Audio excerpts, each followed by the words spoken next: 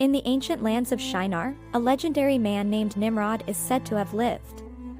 We find references to this enigmatic character in the book of Genesis and in the writings of the prophet Micah.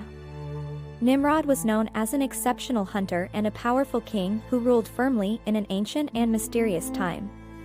Despite his fame, much of Nimrod's life and reign remained shrouded in mystery. Legends tell that he was a fearless hunter, able to track down the most elusive creatures, a talent that earned him a fearsome reputation in Shinar. In addition to his skills as a hunter, he was a wise and cunning king, who ruled with a firm hand and established a prosperous kingdom. Biblical narratives and ancient traditions highlight the figure of Nimrod as a symbol of power and ability. However, the precise details about his reign and his exploits have been lost in the mists of time.